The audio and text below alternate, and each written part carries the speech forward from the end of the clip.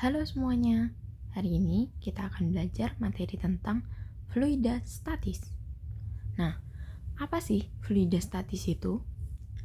Oke, jadi fluida seperti namanya berarti memiliki arti zat cair, sedangkan statis berarti diam. Artinya fluida statis memiliki makna yaitu zat cair yang diam. Kenapa dikatakan zat cairnya diam? Karena masalah yang akan dibahas di sini itu tentang zat cair yang berada di dalam suatu bejana. Nah, di sini ada zat cairnya. Nah, otomatis zat cair yang ada di dalam bejana ini tidak akan kemana-mana, tidak bergerak ataupun tidak mengalir. Jadi, zat cairnya hanya diam di sini, di dalam bejana tersebut. Makanya dikatakan fluida statis. Atau keadaannya mungkin bisa seperti ini. Nah, intinya si air ini tidak bisa lari kemanapun. Oke, itu makna tentang fluida statis. Nah, pokok bahasan yang akan kita bahas di sini yaitu yang pertama tentang massa jenis.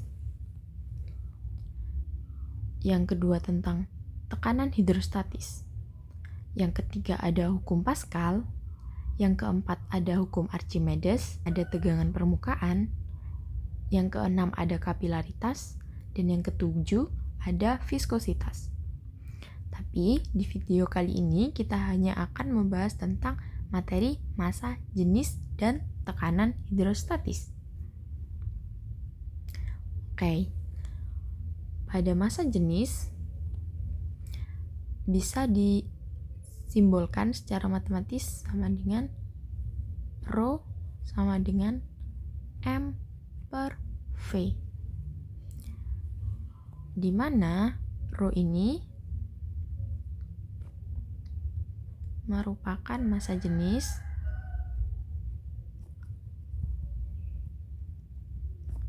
dengan satuan kilogram per meter kubik atau gram per sentimeter kubik. Terus di sini ada M, massa,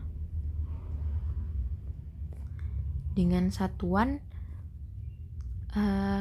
kita menyesuaikan ya. Kalau misalkan rho-nya yang kalian inginkan itu satuannya kilogram per meter kubik, berarti di sini massanya juga harus kilogram.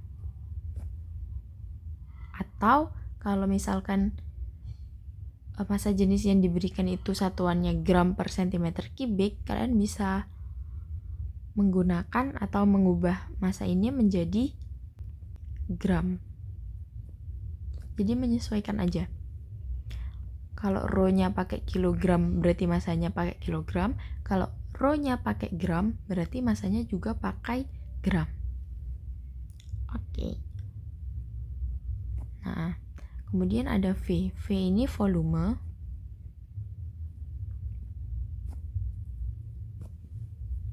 Dimana satuannya juga ada dua, bisa meter kubik atau sentimeter kubik. Jadi mengikuti juga, mengikuti yang ada di sini. Ingat bahwa satuan itu harus setara. Kalau massa jenisnya yang diminta atau yang dicari itu dalam bentuk kilogram per meter kubik, berarti massa dan volumenya harus menyesuaikan, yaitu menggunakan kilogram dan meter kubik. Oke, begitu juga dengan gram. Oke, kita lanjut ke materi yang kedua, yaitu tekanan hidrostatis.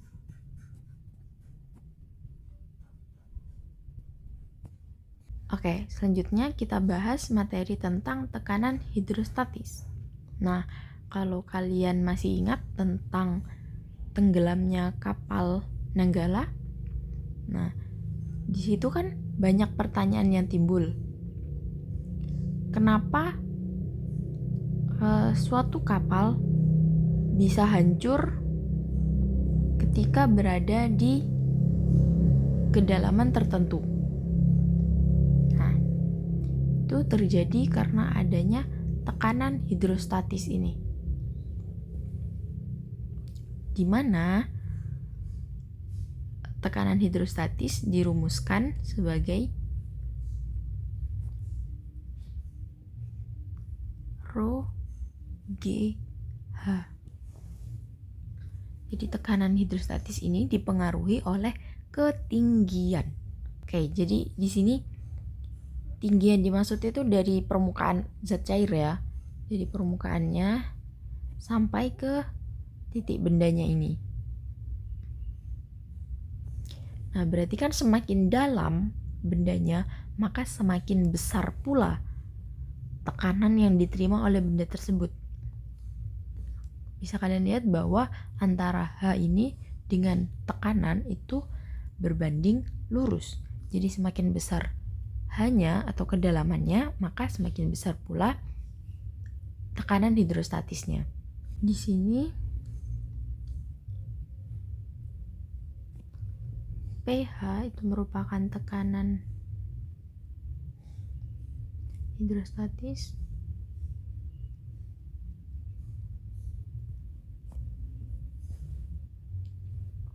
di mana pH itu merupakan tekanan hidrostatis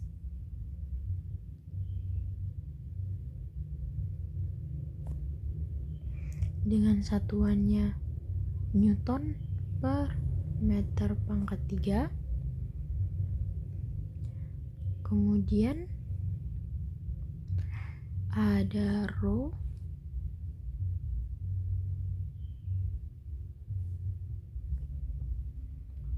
yang merupakan massa jenis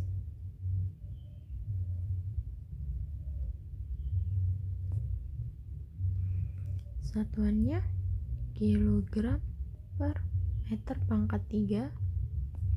Karena di sini bentuknya itu Newton per meter pangkat 3, berarti di sini harus sama kilogram per meter pangkat 3. Kemudian G-nya ini gravitasi, satuannya meter per sekon kuadrat, dan hanya ini ketinggian atau mungkin bisa kita tulis sebagai kedalaman dari permukaan.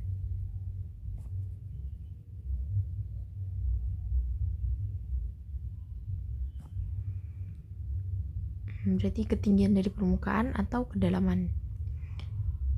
Dengan satuannya itu meter, karena di sini udah meter, di sini meter, di sini meter, di sini meter, berarti di sini juga harus mengikuti meter. Itu tentang tekanan hidrostatis. Oke.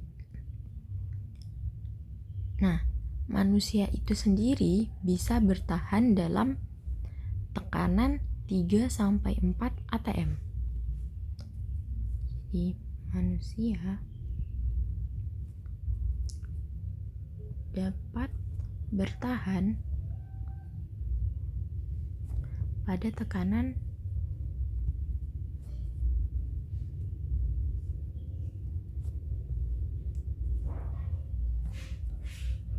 3-4 atm. Oke, manusia dapat bertahan pada tekanan 3-4 atm, di mana satu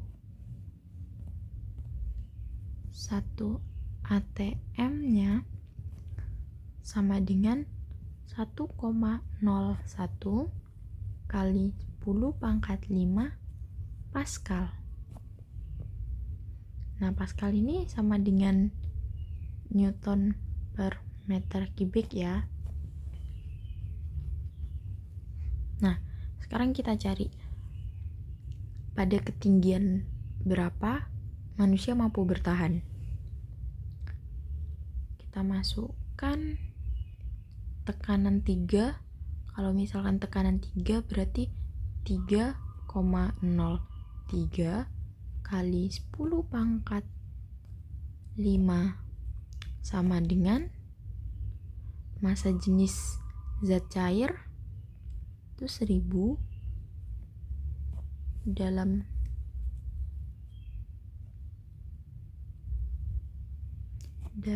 kilogram per meter kubik. 1 itu dalam gram per sentimeter kubik. Oke, karena di sini pakai satuan PA atau Newton meter pangkat 3, berarti kita menggunakan kilogram per meter kubik. Berarti pakai 1000. Terus kali gravitasinya kita buat 10. Terus hanya ini yang kita cari. Oke, berarti 3,03 kali 10⁵. 1000 kali 10 kan berarti 10.000. Kalau pindah jadi pembagian 10.000 sama dengan H. Di sini nolnya ada 4, tinggal 1. Berarti hasilnya itu 30,3 meter. Oke, jadi manusia itu bisa bertahan pada kedalaman 30,3 meter, sekitar pada kedalaman 30,3 meter atau 40,4 meter. Tapi ini dalam bentuk bejana atau mungkin kolam renang yang permukaannya itu tidak terlalu luas. Nah, beda cerita ketika dalam lautan. Nah, ketika manusia berenang di lautan yang luas atau samudra, rumusnya itu menjadi tekanan hidrostatis sama dengan P0 atau tekanan atmosfer ditambah rho GH. Jadi ada tambahan P0-nya. Ini berlaku untuk keadaan yang sangat luas. Misal menghitung tekanan yang dialami seseorang ketika berenang di suatu lautan, itu kan luas. Atau suatu tempat tertentu yang sekiranya itu lebarnya itu luas. Nah, itu pakai P0, di mana P0 ini merupakan tekanan mutlak tekanan atmosfer